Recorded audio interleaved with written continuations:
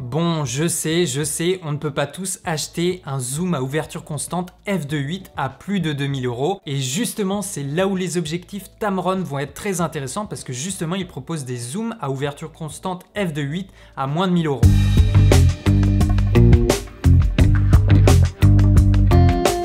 Salut les artistes, vous êtes sur Derrière la caméra et aujourd'hui je vous teste le Tamron 28-75 mm à ouverture constante f2.8 qu'on trouve à moins de 900 €. Ce n'est pas un prêt, c'est l'objectif que j'avais choisi avec le Sony A7 III et justement ce Tamron est super intéressant parce que finalement il y a assez peu de zoom transstandard chez Sony. On a le 24-70 Sony Zeiss mais qui a ouverture f4 et sinon il y a le G Master, le 24-70 à ouverture f2.8 mais celui-là voilà c'est la gamme professionnelle de chez Sony et on le trouve à plus de 2000 €. Alors que le Tamron sur le papier il fait quasiment la même chose pour 2 fois moins cher. Premier élément qui coupe le débat d'entrée, ce zoom est plutôt léger, 550 grammes contre environ 900 grammes pour le G Master et ça peut être assez intéressant pour les gens qui voyagent. Il est également assez compact pour une longueur de 11,8 cm et une lentille frontale de 67 mm pour les filtres. L'objectif est également tropicalisé et la lentille frontale dispose aussi d'un traitement à la fluorine. Donc ça, c'est censé aider à conserver la lentille propre contre les poussières et les petites saletés. L'objectif est composé de 15 lentilles réparties en 12 groupes, incluant un verre LD et un verre XLD qui présentent des dispersions très faibles, permettant de contrôler les aberrations et de produire un rendu plutôt stable sur l'ensemble de la plage focale annoncée par Tamron. Au niveau du design, on retrouve la sobriété et le style épuré de chez Tamron. On est sur une ouverture constante f2.8, c'est une ouverture qui est souvent réservée aux gammes d'optiques professionnelles et assez onéreuses. Quel est l'intérêt de cette ouverture? Eh bien ça va nous permettre d'avoir une entrée lumineuse plus importante et également d'avoir une petite profondeur de champ, peu importe la focale utilisée. D'autant plus la distance de mise au point est assez réduite. D'ailleurs, elle n'est pas fixe, elle n'est pas constante. Au 28 mm, la distance minimale de mise au point est de 19 cm, ce qui permet vraiment de s'approcher très proche d'un sujet. Alors évidemment, on aura des déformations, mais ça nous permet d'inclure également beaucoup plus de choses en arrière-plan. Et puis au 75 mm, la distance de mise au point est de 39 cm. Après, on peut rajouter le mode Super 35 mm qui va encore cropper dans l'image, ou encore la fonction Clear Zoom de Sony, et là on arrive quasiment à un grossissement macro. DI, je rappelle, dans le titre de l'objectif, ça correspond à la série de l'objectif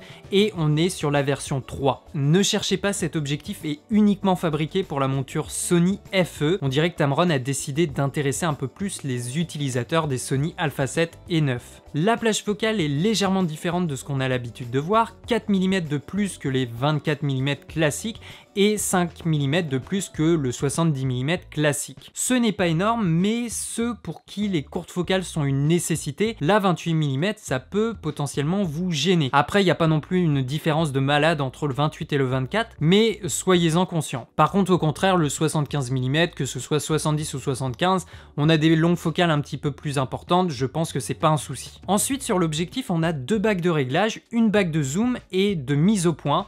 Par contre, elles sont inversées par rapport à d'habitude. Donc la bague de zoom est située plutôt à l'extérieur et c'est la bague de mise au point qui est la plus proche de la caméra. Bon, moi je me suis trompé quelques fois, mais ensuite on s'y réhabitue. La bague de zoom, quant à elle, est légèrement bruyante, on l'entend glisser, donc attention si vous souhaitez effectuer un changement de focale pendant un enregistrement. Sans quoi la bague de mise au point est très fluide et elle complètement silencieuse. Par contre, on n'a aucun repère de distance de mise au point ou encore de butée. Le Tamron est équipé de son moteur pas à pas, représenté par l'abréviation RXD.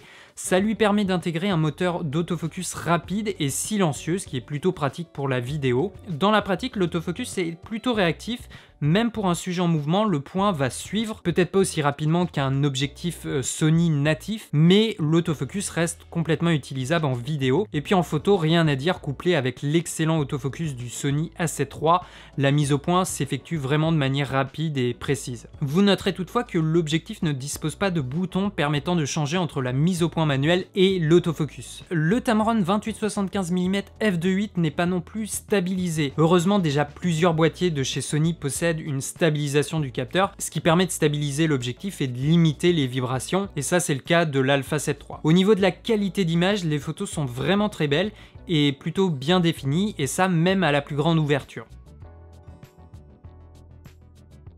Maintenant, je vous reprends ma petite scène habituelle pour pouvoir tester le piqué de l'objectif selon l'ouverture. Donc je vous ai fait un petit montage. À la plus grande ouverture, f2.8, le centre est bien net et les bords, eux, sont un peu moins définis, mais pas tant que ça. Après, à f4, le centre n'a pas bougé et les bords reprennent très légèrement du piqué. À f5.6, le centre est à peu près identique et cette fois, les extrémités, eux aussi, ont repris un peu plus de netteté. Et puis enfin, à f8, on est globalement sur le même schéma qu'à 5.6. Donc on peut dire dans l'ensemble, le piqué est plutôt homogène, peu importe la focale et l'ouverture. Et on va dire que c'est à la plus courte focale que l'écart entre le centre et les coins va être le plus visible. Au niveau des distorsions, rien de bien flagrant, on a un petit peu de barillet à la plus courte focale. Au 35 mm et au 50 mm, on va dire qu'elles sont négligeables. Et à la plus longue focale, au 75 mm, on peut voir une légère distorsion en coussinet. Mais bon, ça reste quelque chose qui peut se régler sur un logiciel de retouche quoi qu'il arrive. Au niveau du vignettage, il y en a quand même pas mal au 28 mm à la plus courte focale. Et ce, peu importe l'ouverture choisie, j'ai bien l'impression. Après, au 35 mm, il commence à se faire moins visible. Au 50 mm encore moins. Et au 75 mm, ça reste très correct. Et il est moins présent qu'aux courtes focales. Donc au niveau du vignettage, il est plus flagrant aux courtes focales. Sinon, dans l'ensemble, c'est assez cohérent. Et puis encore une fois, ça se corrige assez facilement sur un logiciel de retouche. Au niveau de la qualité vidéo, eh bien vous pouvez d'ores et déjà la constater sur ce plan parce que je me filme avec le Sony Alpha 7 III équipé du Tamron 28-75 mm à ouverture f2.8. Donc mine de rien, avec le 28 mm, ça me permet quand même d'avoir un champ assez large et d'avoir une petite profondeur de champ. Vous voyez, si je m'approche, eh bien la profondeur de champ est vraiment petite et ça fait ressortir le visage un petit peu de l'arrière-plan. Donc dans le contexte de YouTube, c'est également très intéressant. Maintenant, je vous montre une petite séquence filmée pour que vous puissiez vous faire une idée du 28-75 mm à ouverture f2.8.